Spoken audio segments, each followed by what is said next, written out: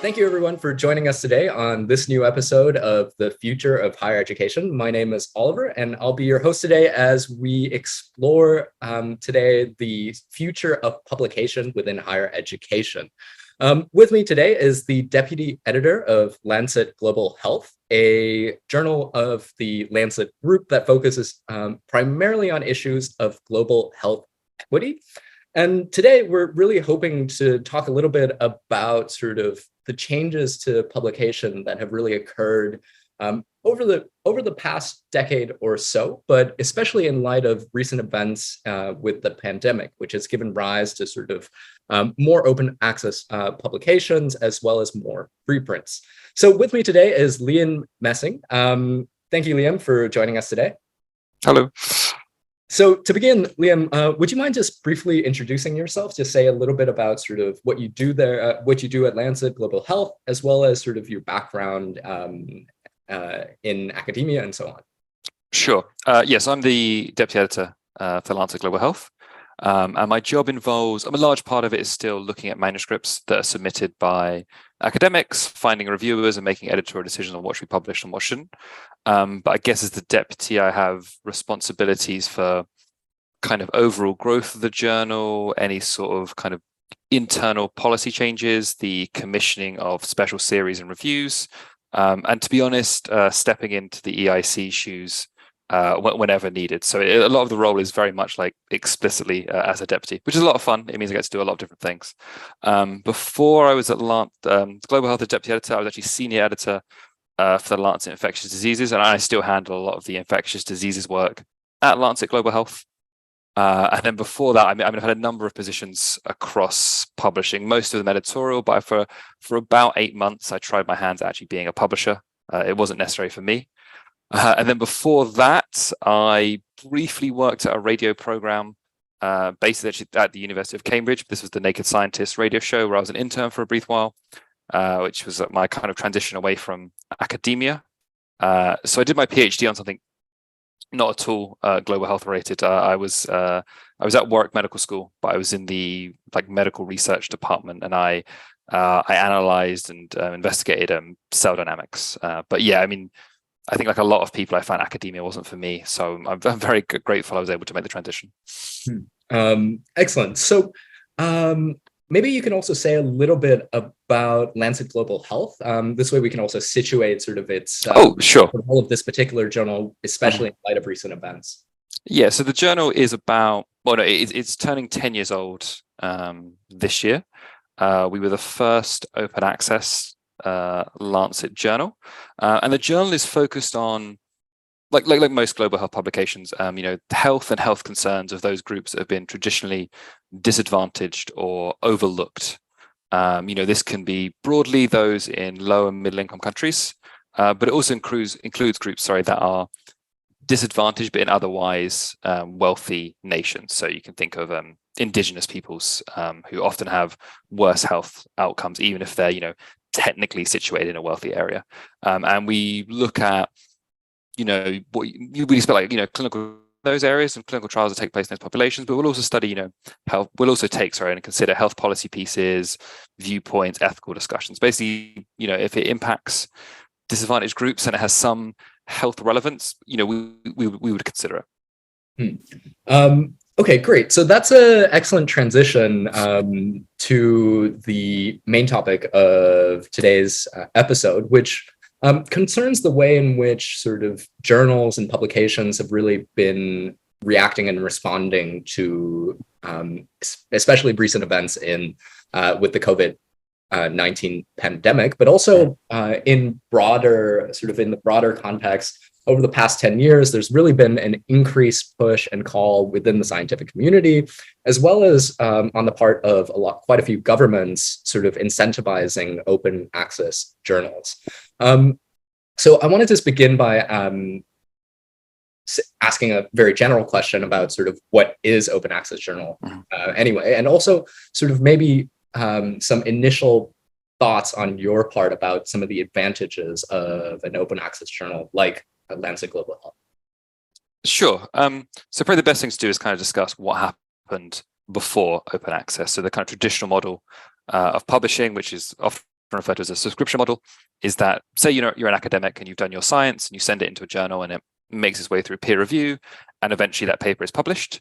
The way that the journal makes money or makes a profit is they then sell subscriptions to that journal. So that would be typically a library, an institution would pay, some amount of money to access, the content that your journal has. And these subscriptions would renew every year, every 5 years, but it's a kind of consistent requirement of payment from the institutions to keep accessing this work. Now, one of the concerns, right, the scientific community had with this is that, you could be in a situation where you as a scientist could do your experiment, or, a researcher, whatever you want to call it, send it into a journal, but then because your institution is unable to, pay that subscription, you could, in theory, not be able to read your own work, right? There is some barrier to you accessing your own work. And in addition to that, often the copyright of the work would transition to the publisher. So you're actually handing over even, you're kind of a little bit of like intellectual property there.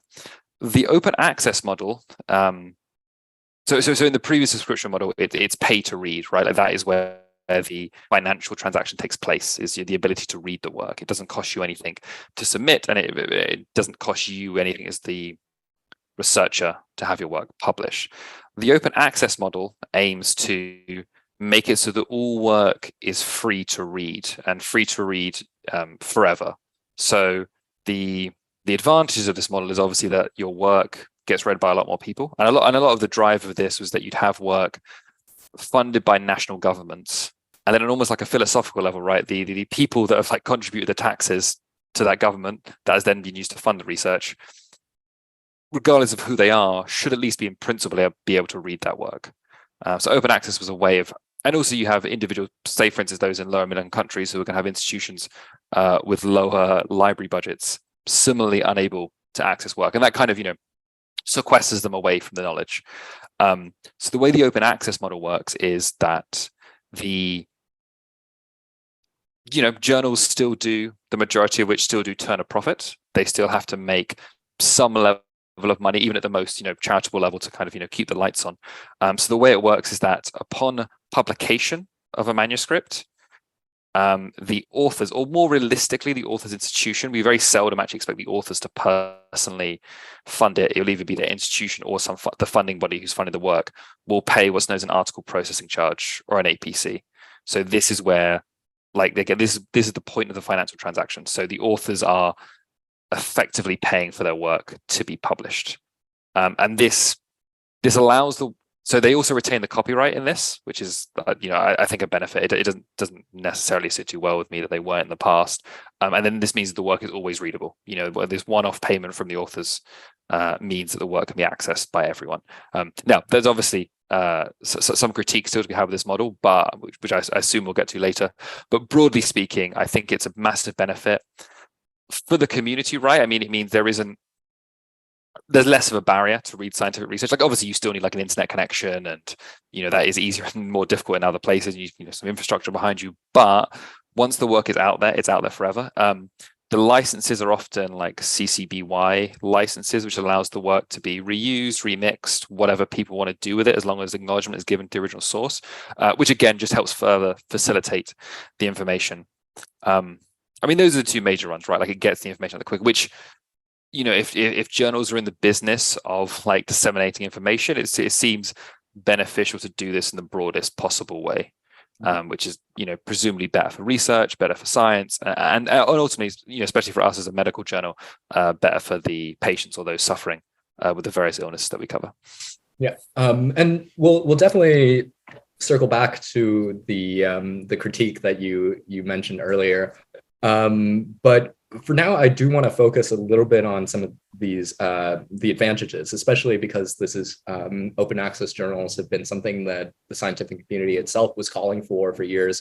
Obviously, with the realities of implementation, given that journals do need to keep the lights on, things will be a little bit more complicated than just this sort of dream of free flow of information and so on. But so we'll return to that point. One thing I do want to talk about a little bit is now focusing a little bit on the COVID-19 pandemic, because Sure. During that period, we did hear a lot of discussion about sort of fast tracking publications, or at least fast tracking the flow of scientific information using the resources of things like journals to facilitate that dissemination of information as well. So maybe you can, I'd like to hear your thoughts a little bit on the role of open access and the role of things like preprints, and it might be useful to explain what prints are as well. Sure. Within sort of the context of something like a global health emergency, like a pandemic. Sure. I mean, I think COVID-19, for let's be honest, the entire world was quite a shock to the system. So it's not surprising that publishing, didn't feel some impact of it. So I mean, COVID-19 obviously was quite the shock to the system pretty much everywhere. So it's not surprising that it, impacted the way we publish papers and the way, scientific publishing handled manuscripts. The biggest change for both us, the Lancet, our kind of parent publisher Elsevier, I'm pretty sure the vast majority of large publishers, was that all COVID-19 research, once published, was made free to read. And that's independent of whether it was published in a subscription journal or an open access journal. I mean, you needed online access for all of this, right? Like I don't think anyone gave away free paper copies, but providing one had an internet connection, you could read the complete sum of COVID-19 research. And the argument for doing this was that COVID-19 was such a uniquely dangerous global situation that we couldn't really justify any sort of barrier to the reading of research. And I think the hope would be that by making all this information so freely available, it allowed researchers and scientists to move faster, to have access to what they needed. I mean, the speed of COVID-19 treatment has been, prevention is better to say, is absolutely phenomenal. Like the notion that a disease that only first got on the register in December of 2019 has at least 4 or 5 vaccines you could go and get, it is literally unheard of in the history of, if you think TB, we've known about for hundreds of years. We have one vaccine. We know about malaria since antiquity, and it only had a vaccine, the RTS one, last year-ish. So there definitely has been an incredible speed at which COVID-19 research has taken place. I mean, there's been a lot of money put in it as well, which shouldn't be overlooked. But yeah, I don't think there'd be any it'd be very hard to kind of morally justify not sharing all COVID-19 research at a time when literally the entire planet was suffering. So that's the first big change. And I think you're going to have a generation of researchers, especially those, involved in the COVID-19 research, especially, the early careers researchers, who will just know this as the norm, that research is published and is made accessible. Everything I need to read in my field is open access and readable. So that was a very, very big change. Now, journals, obviously, because we do have to go through the process of peer review, which I do think is very useful, and I will gladly argue why it's useful later. There is still a time delay there, right? It takes some finite amount of time to find reviewers, to get the comments back, to send it back to the authors, them to revise it. Maybe you need to invite the reviewers again to make an editorial decision. And even the act of getting the paper from a manuscript, like a published paper, we at the Lancet with a very dedicated team of editors that really kind of go through line by line to really, really polish those manuscripts. But that does take time. And there's an argument that during something like the COVID-19, time is the one thing you can't really afford to waste. So I think what it also led to a massive boost in is the number of preprints. Now, a preprint is effectively what the manuscript would look like as you submit it to a publisher or a journal, but you just post that rough copy somewhere online. Normally, this goes to one of the few kind of big online repositories. So the first is one called Archive, which was a physics repository, and then there's bioRxiv, got medRxiv, and then there's a few other kind of proprietary archives. So effectively, they're just a big collection of papers that presumably are about to be sent to a journal, but haven't yet undergone peer review. So they're still very kind of embryonic, and whatever seal of approval it is that peer review and journals do has not been applied to those preprints. But the argument being that during COVID-19, that information is still useful. And, I think it probably was. I mean, we at the Lancet are not particularly opposed to preprints. We have our own preprint server that authors can put their work up. I mean, before, one of the major reasons that people like putting work on a preprint is that science is very competitive, and getting research grants often involves some level of novelty, right? Like you need to have shown you've done something novel, and the way you show you've done something novel is having the paper published. But because that can take time and there can be delays, and sometimes those delays are not evenly spread across publishers, there's a concern that you as researcher A might get your work scooped by researcher B. And it's an unfortunate consequence of the funding model is that scooping would undermine the kind of outputs of your work, and it could potentially hamper your ability to get grants in the future. In fact, during my own PhD, I was scooped by researchers, and it left like a sort of dark cloud over the lab for months because all our planning had kind of gone out the window.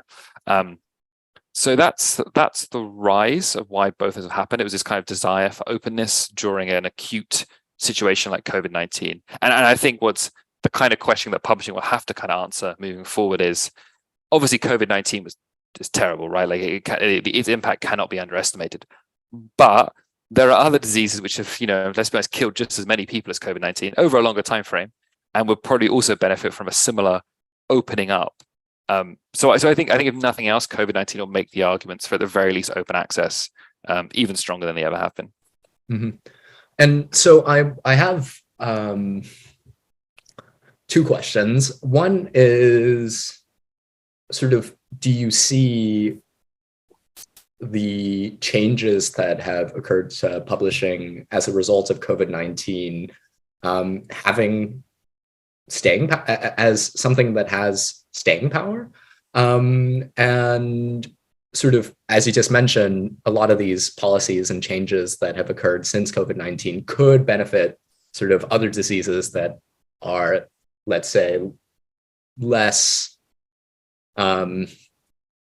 well known and that have a less dramatic way maybe of affecting our daily lives. So do you see these changes being instituted on a more sort of long-term level?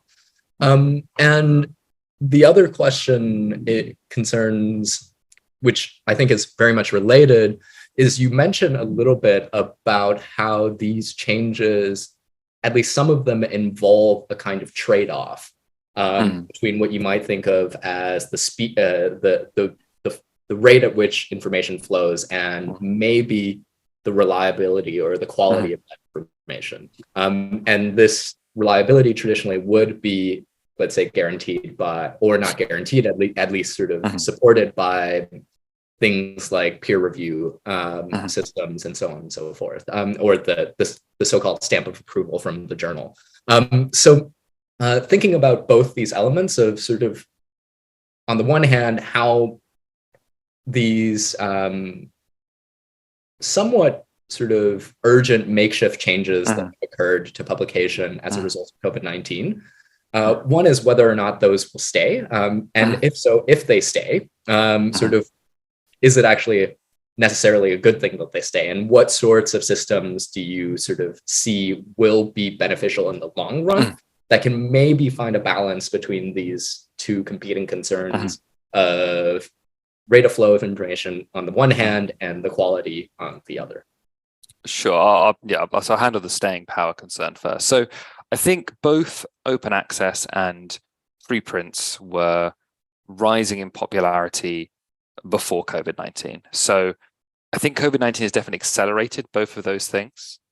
And it's made publishers have to kind of very like specifically address them, right? Like it literally couldn't be avoided. So I think they do have staying power. I think this was an inevitable change. Like the drift towards open access was going to happen whether or not there was a global pandemic. I think, at least in the biological and medical fields, as far as I'm aware, the kind of arguments for the benefits for open access, at least in whole, have been made. There definitely are some concerns which we can talk about, but broadly speaking, the field is moving in that direction. The general field is moving towards open access, and that is very much being driven by the funding bodies themselves.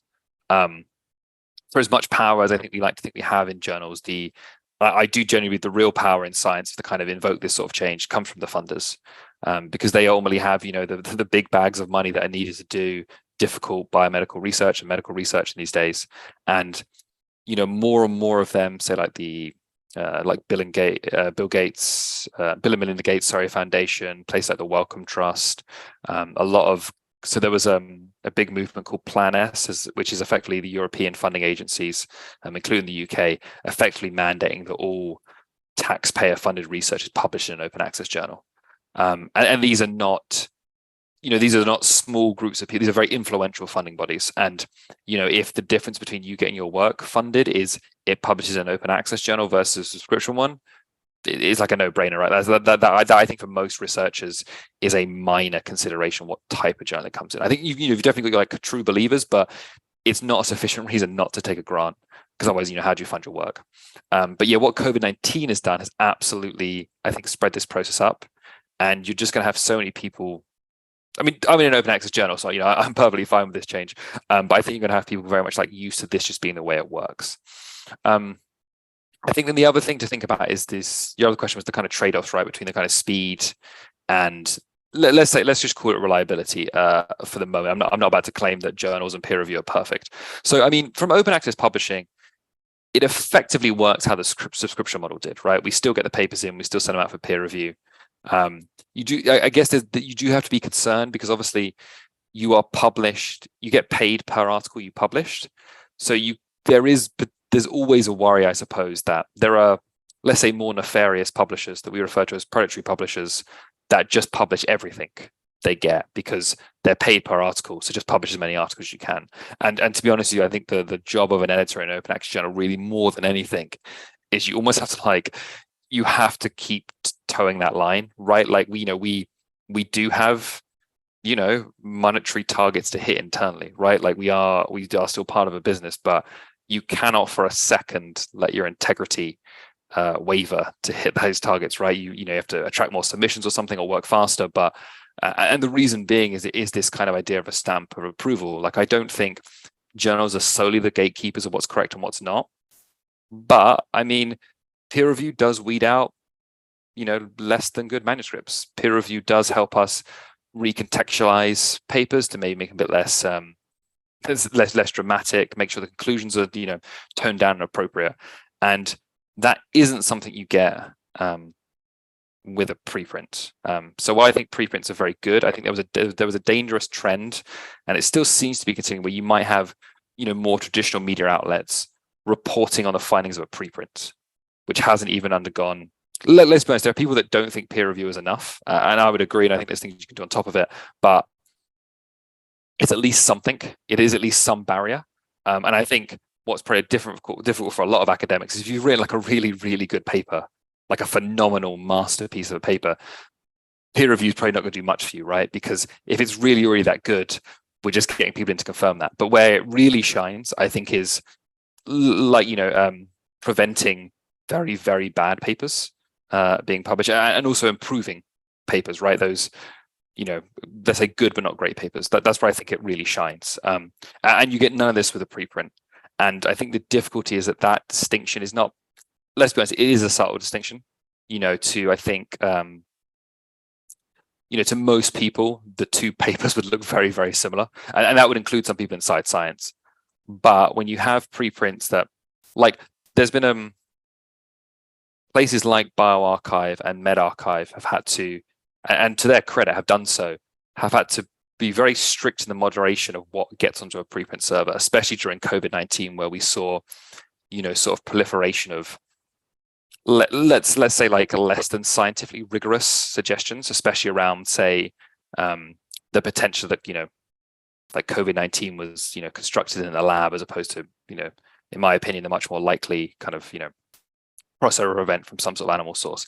You had preprints arguing for this, and they look sciencey. They look scientific, and they're probably very useful to those that are either willingly or unwillingly spreading misinformation, because it gives you something that appears to be a source. And like I say, I think there have been a lot of traditional media companies that have reported preprints as if they are the finished article. Which even again, if you look on bioRxiv and medRxiv, they explicitly tell you not to do.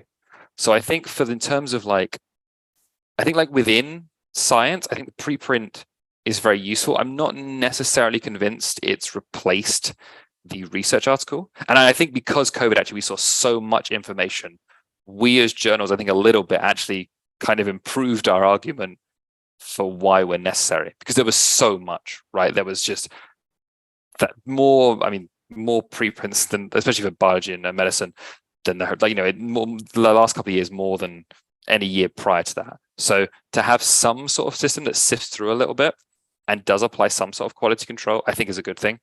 But yeah, and obviously I'm very biased. I would like us, I suppose, to remain to be that quality control. But I don't see preprints going anywhere. I mean, I think it's very useful as a researcher to kind of say, hey, I'm working on this thing. And occasionally, you get other scientists commenting on those preprints, and that can be very useful before you send it to a journal. So you brought up one point that I want to jump on. So we've been talking a lot about the effects and consequences of these recent changes within the context of science. And just now you mentioned some of the effects and consequences of these changes maybe on the wider public. So you mentioned things like the role of the potential abuse of preprints within the context of misinformation, for instance. So one of the interesting effects of something like open access, as well as preprints, maybe the effects are a little bit more dire in the context of preprints, is this question of misinterpretation and misuse of information. I wonder if you have any thoughts on this. It seems like a necessary evil almost of these sorts of movements. But yeah, I want to hear some of your thoughts on the use and misuse of open access information and preprints within sort of the wider non-scientific public. Yeah, sure. I don't know if I go quite as far as call it evil, but yeah, I definitely know what you're referring to. Because for a very long time, right, science was done by scientists, edited by editors, and then read by scientists. So you had a very strict, almost like bottleneck, how that information then interacted with the public, right? Like it would go through like a government body, it would go through a pharmaceutical company, but it was very, very siloed. And you had a lot of gatekeepers at every step. And now that obviously has its benefits, right? It allows probably a slightly more conservative approach to the findings, like a slower, kind of hopefully more well thought out. Obviously, it wasn't a perfect system, and it would be naive to suggest that science was only done by sort of benevolent philosopher kings, right? That perfectly selected the information that people, quote unquote, should be reading. Now, I think the obvious conflict of this is that if work is funded by the public, at the very least, it's very hard to justify the public can't read that work, right? Whatever difficulties it may cause on a very base level, it just doesn't seem fair. That's genuinely taxpayers' money, right? That is, people do their jobs, they pay their taxes, and then it feels very odd on a sort of ethical level to be suddenly told, no, you aren't allowed to check what your money went to. Now, the difficulty comes is that scientific papers, medical research papers they're not the easiest things to read. It takes, I've studied for a very long time. I've been in publishing for a very long time. And, I wouldn't even say I'm close to understanding the vast majority of scientific work instantly, right? It takes me time. If I get sent a paper, I have to really read it. I have to do the research around it. I have to read other papers to just get an idea of it, let alone before I decide whether we want to review it or do a publication. And that is a kind of difficult barrier to overcome.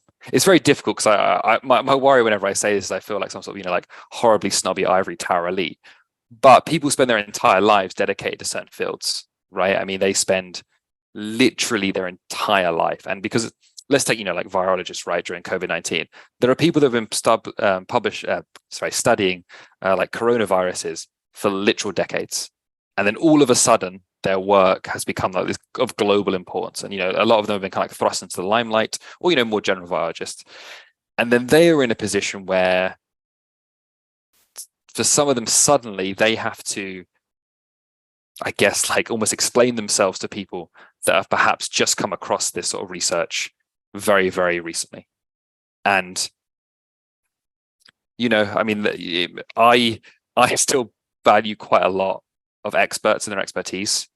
And I think as difficult as it sounds, someone's expertise is not equivalent to someone's opinion of a paper. And it sounds very snobby to say, but I think, when we are sick, we go to doctors. If I need like something fixed in my house, I go to like a builder or a plumber, right? We value expertise, and I wouldn't dream of just picking up kind of like a plumbing trade publication and like giving it a shot or like arguing how my sink should be fixed. And I think the difficulty comes is that there's like sorry, let me just try and think how I say this. No, I find it quite interesting, actually. Yeah. You're so hesitant to yeah, because I think like sort of egalitarian concern. Yes. Yeah, because you do in an ideal world, yes, you would want everyone to be able to read the research, make a measured opinion, and use that to influence the day. I think the reality is there is so much information in the world about all things, right? Like there's plenty of things I delegate my thinking to, right? Like the running of the UK government, I don't, on some certain level, I trust that the transport department and the civil service are making decent decisions. It's impossible for everyone to kind of sequester all human knowledge. The difficulty comes when it's like a medical thing that's impacting you right now. Like something like COVID-19, that was scary, right? Like I was scared during the COVID-19 pandemic. And I do think I've got a pretty good grasp on kind of like virology and science and things, but I was like, I'm nervous about this. Like I'm sure I made decisions that weren't 100% objective and evidence-based because they were based on kind of like fear or worry. And I suppose the other difficulty is with the COVID-19 is that it's probably the first time I've seen like such large scale of what I'm going to call harassment on scientists on places like Twitter and social media, where, you as a scientist researcher, you spend your whole life dedicated to this, you write these very, very careful. And this is the thing, I think most scientists are actually very, very careful. Like if you read a scientific paper, there's a lot of like, well, it could be this, our paper had these limitations, we wouldn't go this far, more research is to be done. And then you have to kind of, or you're expected to respond to very, very, very like emotive, let's be honest, very aggressive sometimes comments, and very simplified comments, which are perhaps not based in traditional evidence that we would base it on, or they are influenced by what I would consider conspiracy theories or misinformation. And then you suddenly have those kind of like two groups meeting. And I think there's a lot of individuals out there that kind of expect an answer. And I do understand it, because I think if you do genuinely believe there's some like dangerous conspiracy to like, microchip people or, give people dangerous vaccines, that is like an existential threat to you. Like, why wouldn't you do everything in your power to stop that happening? But that isn't what the scientific evidence base says. So you have these kind of like two worlds butting up against each other. And I think probably what really needs to happen is that kind of quote unquote, we as the biomedical community or the medical research community need to work a lot better on how we communicate things. Because I think a lot of COVID-19, like the kind of like the science side of COVID-19 has been honestly like phenomenal. I cannot describe how amazing it is. Like people are used to doing lateral flow tests in their house. People know what like a PCR test is. Like it's things I used to think were such like niche little science things are like ubiquitous. You can pick and choose what vaccine you want, right? Like there were stories of people in Britain waiting to get like the British vaccine, which is nonsense. For most other diseases, you have like one vaccine and you get it, or like you or your child dies. So that's been amazing. But I think we obviously haven't communicated it well enough. And I think that's because everything moves so fast. Misinformation is much easier to transmit than information. We as in the scientific field are so used to kind of like putting in all the maybes, all the buts, which I think a lot of people interpret uncertainty as incorrectness. There is always a chance, right, that some study could disprove what you currently believe. But, science has done pretty well over the last couple of 100 years, curing diseases and making planes fly.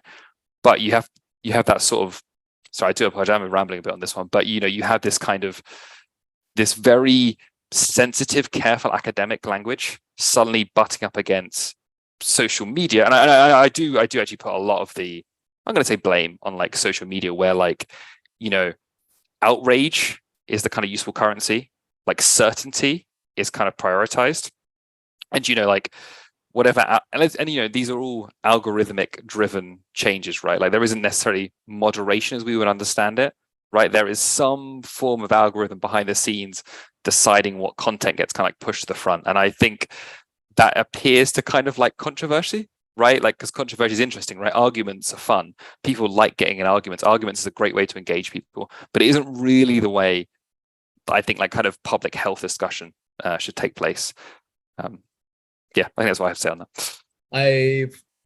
There are so many things that you said that are extremely interesting to me. Especially just from the standpoint of someone who does social epistemology. Mm-hmm. In particular, I found the sort of the hedging, the egalitarian, yes, concerns and the hedging particularly interesting. Because to me, at least, it seems like expertise is I suppose the difficulty there is the cultural messaging within a context where people have some sort of egalitarian sensibility. It's not exact. It's fairly ambiguous what egalitarian sensibilities here even mean. Obviously, not everyone's claims, not everyone's scientific claims are going to be equally valid and equally well-based and sort of should hold the same authority. But yet, what I find interesting about some of the things that you said earlier is that it's very hard not to be at least seen as a snob. Yes. Yeah, 100%. Yeah. Insist on expertise. And so there seems to be a difficult line to be towed there for someone who surely simply believes in the reality of expertise. Yeah, 100%. Yeah. Yeah. As do I, as I think most people should. But getting that message across in a context where there's, let's say, a misunderstanding of what egalitarianism is supposed to mean, where a claim to expertise is seen as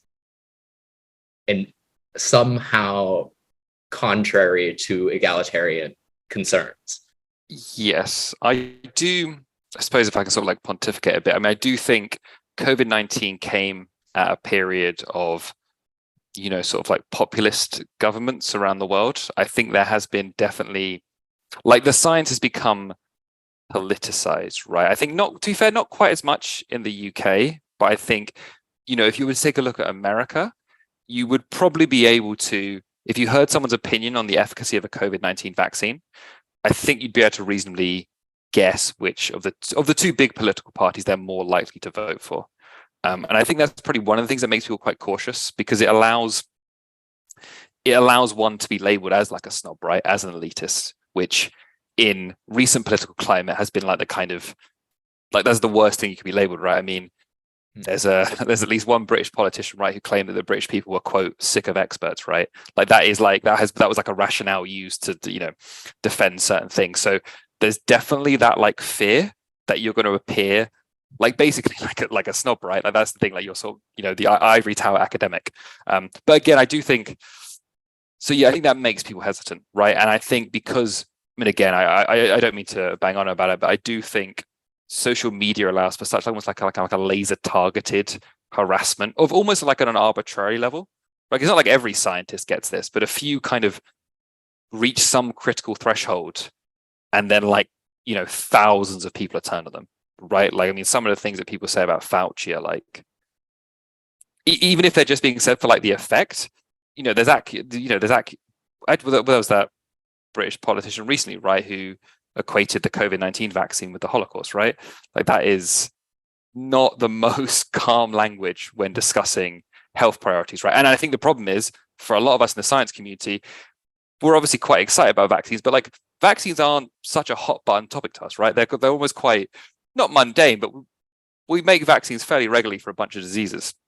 And then so to have people that, let's be honest, scientists, even including myself, you're not particularly well versed in public speaking. You're not used to that kind of debate, right? Like, you're used to the debate of, like, you know, you get people in conferences that might ask a difficult question, but they at least have to kind of like, cloak it in respectability and professionalism, to be fair, to a certain extent. So you have a lot of people that aren't used to that, who suddenly now have to like I'll be honest with you, I have very little social media. I have no interest in being like, and I don't engage in these sort of debates because to me they just seem very, very aggressive, very like hurtful, to be honest with you. It's not really how I want to conduct my discourse. So I think that puts off a lot of people, and I think that's why, even now, that's pretty part of the reason why I'm trying to like, everything's got like a little maybe at the end, right? Everything's like a little bit softened down, just so I don't, it doesn't appear as elitist. Mm-hmm. Yeah. So I think in terms of the diagnosis, most of what you said, I am completely in agreement with. And I suppose this is maybe a good point on which to end, and this is a fairly difficult point as well.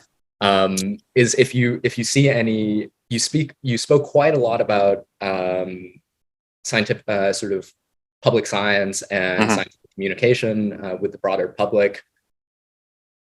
Given the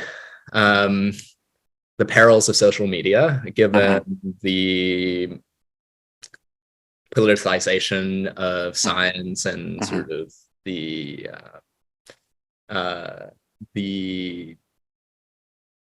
just the wider political environment, given the state of science today, what do you see as sort of a realistic, concrete steps that can be taken to address this issue of this gap between scientific knowledge and, let's say, public understanding?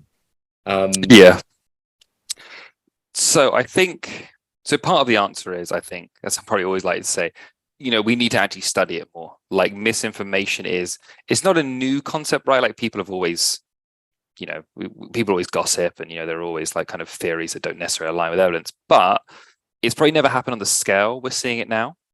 And it's a very, very complex problem. So I think, there are groups, for instance, like the CDC in Atlanta in America, they have like a misinformation group. They have a team of people that are studying this, and they study it a little bit like it is a contagion in its own right. So I think it is something that actually needs to be researched. I mean, I think it's very tempting to kind of do what I suppose I do and not engage with it, but it is going to be there, and I think it needs to be treated. I suppose in some ways, actually, you almost want to.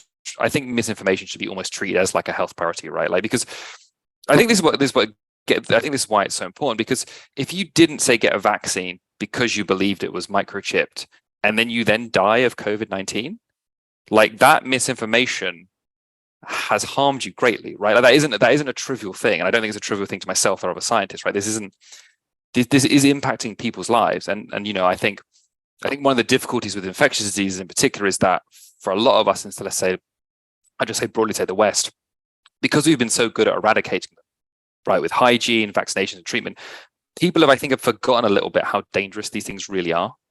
If you look at the number of people that used to die from infectious disease and how rapidly that's fallen, and if you really think about like how horrific it is to die from, say, smallpox or something, or all the billions of people throughout history who have died from malaria, or have suffered the tuberculosis, these aren't trivial things, and they're very important things. And I suppose my hope would be the COVID-19 that would almost like put the fear back into people a little bit, like kind of remind them that doesn't necessarily seem to have happened.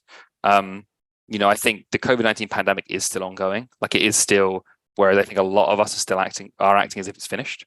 So I think there's an element of study. I do think it's a very, very broad subject, but I do think there has to be improved regulation of social media companies. I think they need to have more responsibility, because I think the concern I always have with them is that ultimately we've kind of like handed the public square over to about 4 companies all within a few miles of each other in Silicon Valley, and ultimately they are driven by a need for profit and to please shareholders, which, again, don't be funny, obviously so in scientific publishing, but I don't know if we want all public discourse to ultimately be dependent on kind of like the whims of a few shareholders, or like a few eccentric billionaires.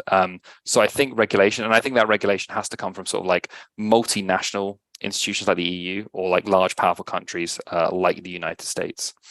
And then I think the last thing, which is probably the least concrete, is that like you do have to kind of keep fighting the good fight to kind of remind people why science is important, because it's very tempting, I think, to kind of think like there's the people who are like on your side, quote unquote, and the people that aren't. but there's actually probably quite a lot of people in the middle every day, right? That maybe could go one way or the other. And it's worth making the argument, if you can't convince the, most diehard person on your opposite, you can convince those people in the middle, right? There are still people who are forming those opinions.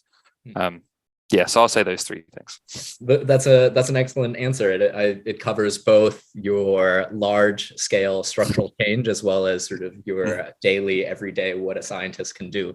Yes. So excellent.